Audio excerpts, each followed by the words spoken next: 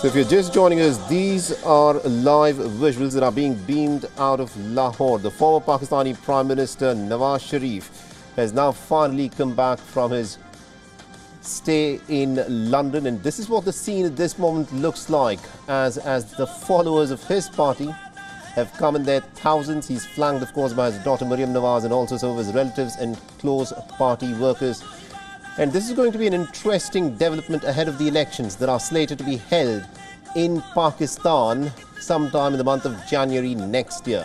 Remember, Nawaz Sharif went out of Pakistan reportedly on health grounds to seek treatment, but many of course say that this was self-imposed political exile that Nawaz Sharif went into to somehow try and escape from the judicial and legal troubles that he of course was facing and the corruption scandals that he'd gotten embroiled into. PM Nawaz there, teary-eyed, welcoming her father back into the nation after quite a few years. And big moment in Pakistani politics, never a dull day in Pakistani politics, as indeed you'd expect in the politics of any nation in the subcontinent. And our Pakistan Bureau Chief Anas Malik, of course, is joining us on this broadcast. Anas, we are looking at some very interesting images of the former Pakistani Prime Minister Nawaz Sharif, who has, of course, come back from his self-imposed exile. Tell us a bit about the significance of what this actually means. What happens to the legal troubles of Nawaz Sharif, and how is this likely to impact the politics in Pakistan?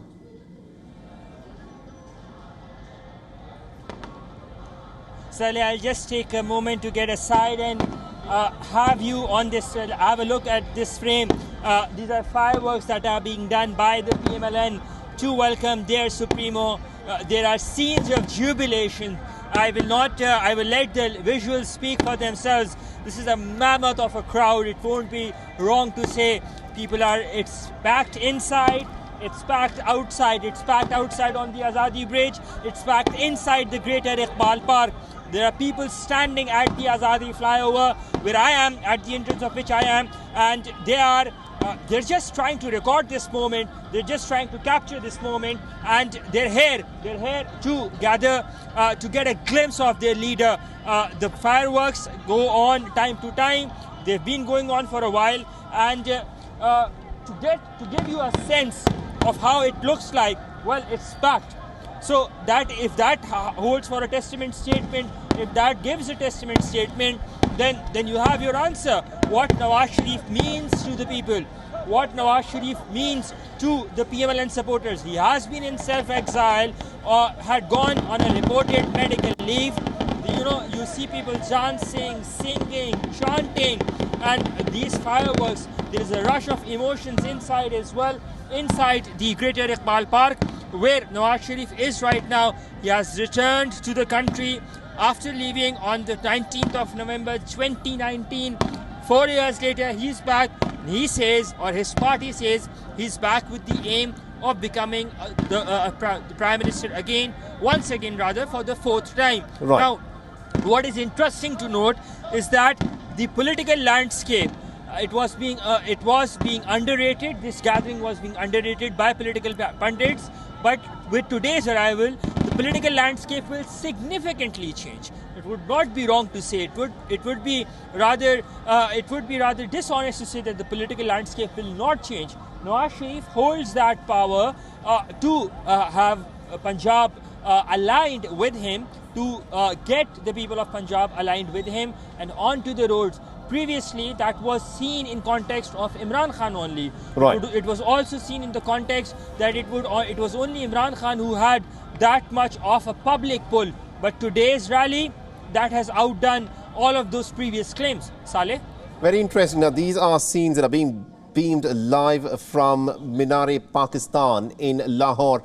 The question, Anas, that a lot of people would be interested in knowing is about the legal troubles of Nawaz Sharif. Because when Nawaz Sharif, of course, left Pakistan, he said that he was going there for health reasons, to get treatment in London. But what was quite abundantly clear is that he was also in some ways fleeing Pakistan to flee from the legal trouble that he was embroiled in. So what happens to those legal cases and the corruption charges that the former Pakistani Prime Minister was battling?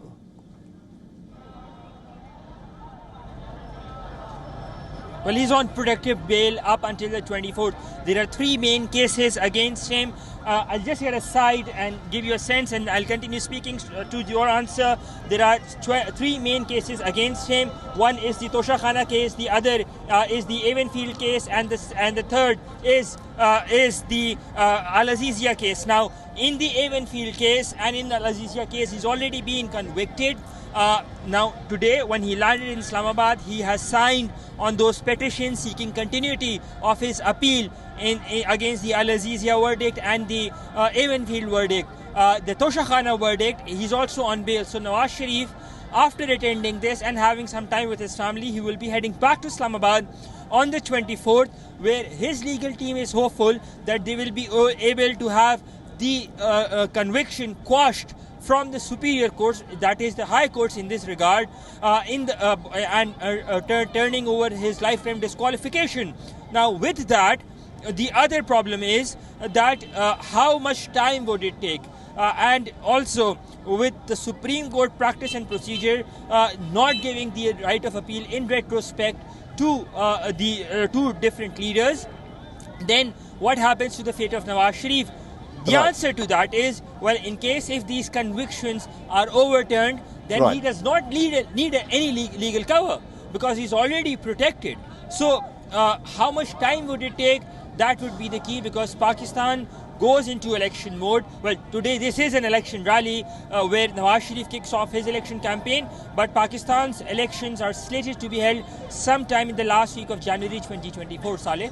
Absolutely, indeed. Now, Anas, just a point that I would like to make. The subcontinent has a huge population, so getting people, to join a political rally is not that hard. But pretty much any leader around the world would be pretty happy to get these kind of numbers to come sit through in a political rally. We've seen Imran Khan get similar kinds of crowds, and today you mentioned that this crowd is perhaps bigger than what Imran Khan would have got.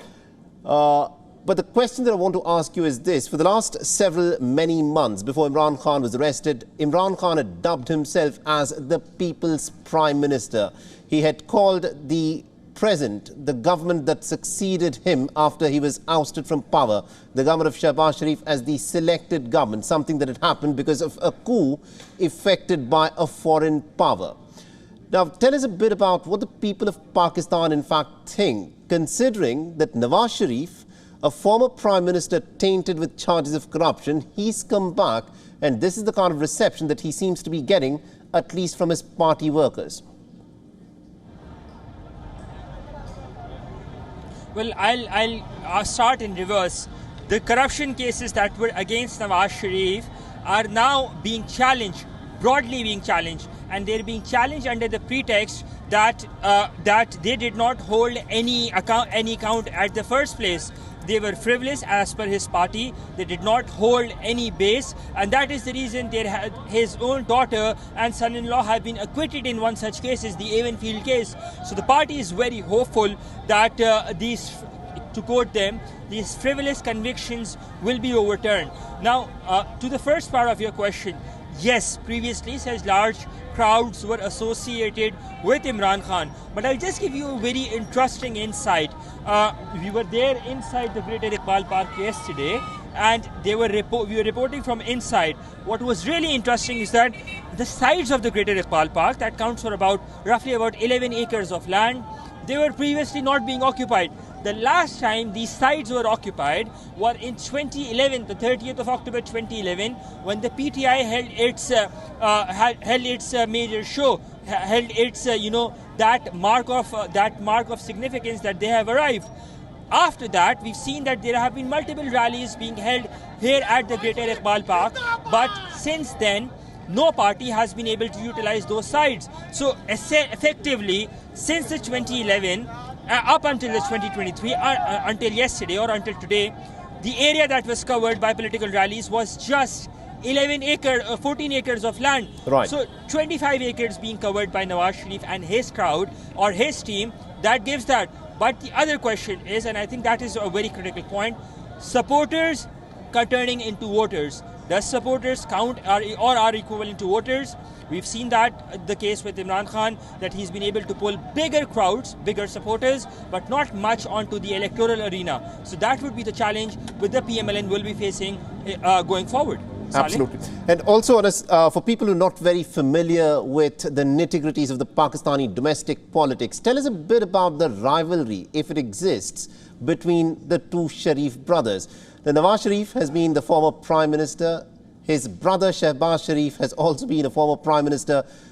Do we expect any kind of rivalry to in fact play out between these two brothers in their quest for power? Well, there have been talks about it. There have been a lot of talk with regards to Nawaz and Shehbaz disagreements, but Shehbaz has previously said that he has always surrendered to Nawaz, and today was a testament to that. Today he went to the airport to receive his elder brother. So what I personally foresee is one of the two. In case if Nawaz Sharif comes back into power, then Shehbaz Sharif might be the Deputy Prime Minister or the Chief Minister of Punjab. Both hold a very significant position. That is if he comes back to power. But prima facie, it does not look, at least between the brothers, it does not look that there is any friction down the line in the ladder, in the family. Yes, there are problems. There are problems between Hamza Shehbaz and Maryam Nawaz, though they have been denied. They have been denied by the party, they have been denied by both the individuals in question, but visibly the friction can be felt, be that be on the media, be that be in the public sphere, be that be in public gatherings as well. Saleh? Absolutely, indeed. And considering the fact that Nawaz Sharif has been the Prime Minister of Pakistan at least 3 times in the past, he has a lot of experience, and also at this moment as we speak, the Pakistani nation is experiencing a lot of financial problems as well.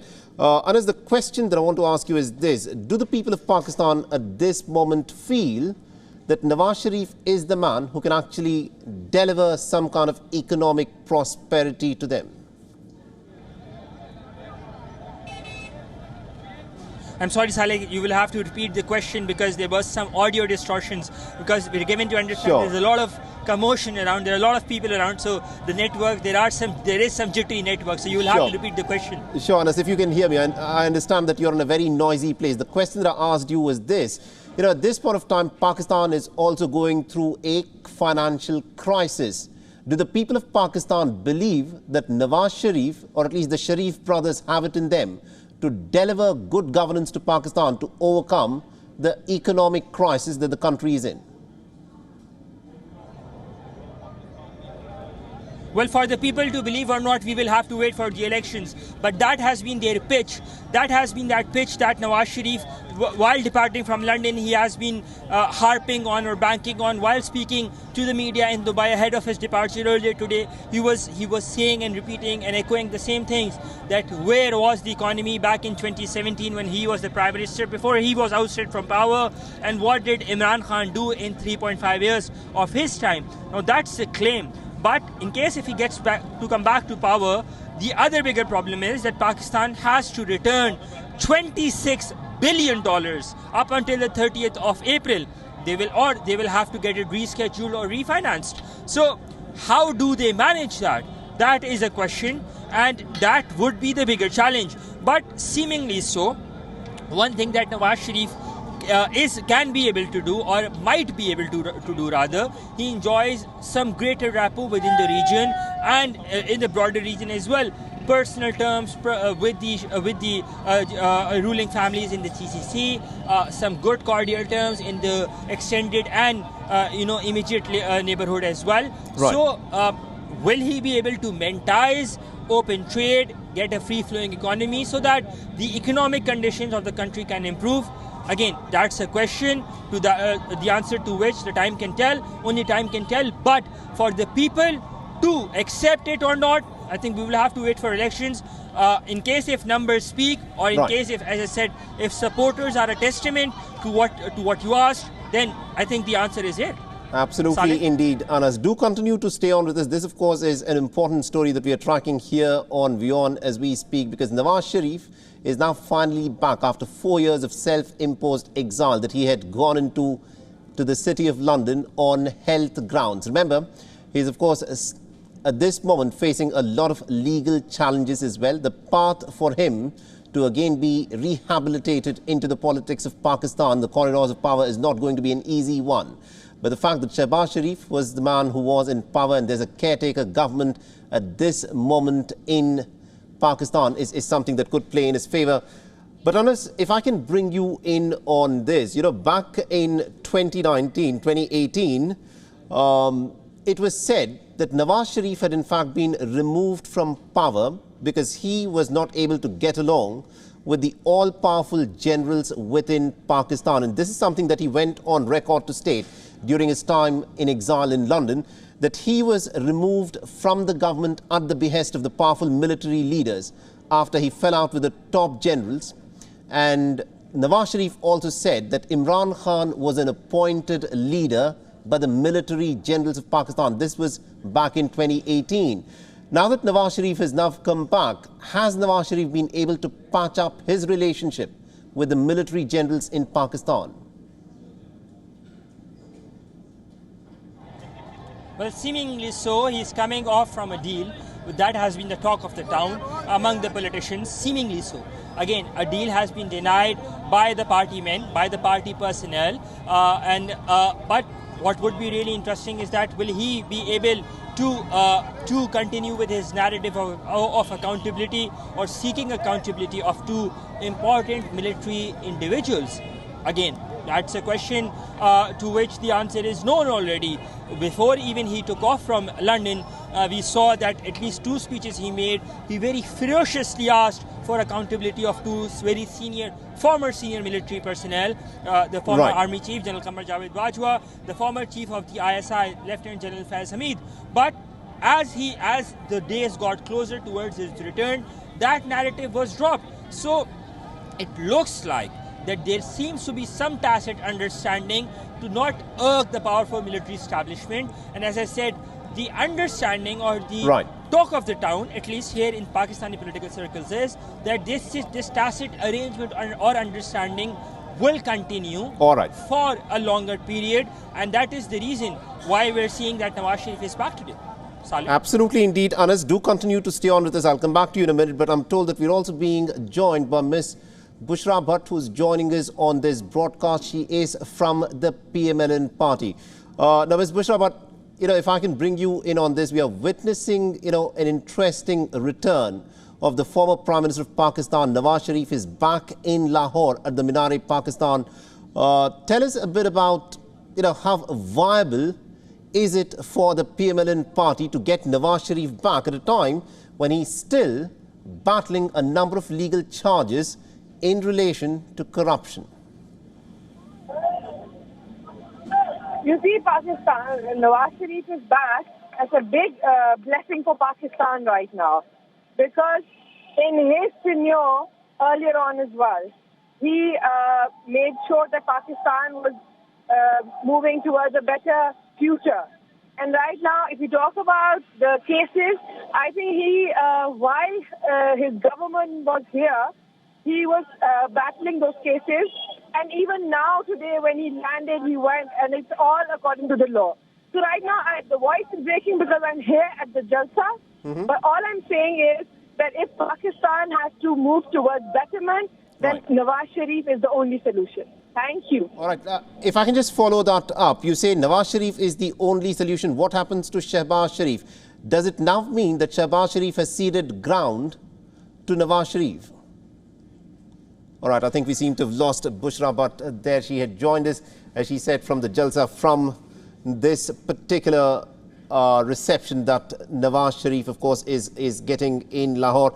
And my colleague Anas Malik, I hope, is still with us. He's, of course, joining us from the venue, the Minar-e-Pakistan, the Iqbal grounds in Lahore.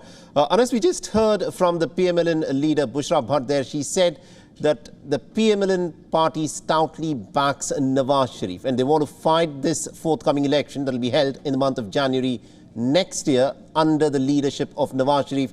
She was sounding very optimistic about the fact that Nawaz Sharif would be able to overcome the legal challenges. But the fact is, The legal challenges and the allegations and conviction of corruption of Nawaz Sharif is essentially what the opposition, the other parties in Pakistan, will use to try and target the Sharif brothers. How does PML-N intend to overcome, the allegations, the very straightforward allegations of corruption that Nawaz Sharif has been involved in?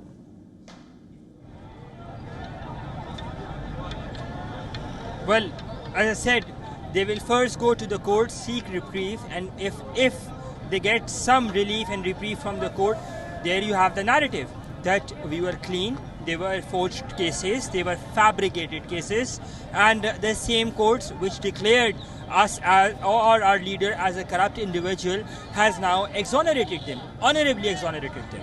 And that we've seen in the case of PM Nawaz Sharif, we've seen in the case of Captain Safdar, the son-in-law of Nawaz Sharif. So we will see that happening in case if there is an acquittal, an honorable acquittal. So that is how the PML-N plans on countering that narrative and getting over that public perception. Right. That's one way to put it. But very interesting of the guest to say that Nawaz Sharif is the solution.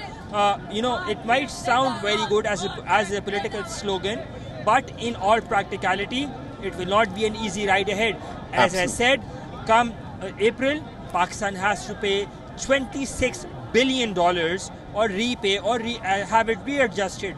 Either way, these negotiations will be lengthy, will be tricky, and a lot of it will be at stake. Otherwise, the country will be back into the position as to what we have been hearing over the time. That is that the country can default, and no ruler would want the country to default under them. Absolutely. Absolutely indeed, Anas. We are completely out of time. Thank you very much indeed for joining us from the venue there, Iqbal Park, where the Minar-e-Pakistan is, of course, located. This is, of course, in some ways, the big story in Pakistan at the moment. Nawaz Sharif, the former Prime Minister of Pakistan, he's back. He still faces a number of legal challenges. What sort of a political future awaits him? Has he been able to patch up with the military generals in Rawalpindi? These are some of the questions that we'll, of course, get an answer for in the next few days and weeks. With that, it's also a wrap on this edition of the News Bulletin. Stay tuned to WION as we continue to track the developments on the other side.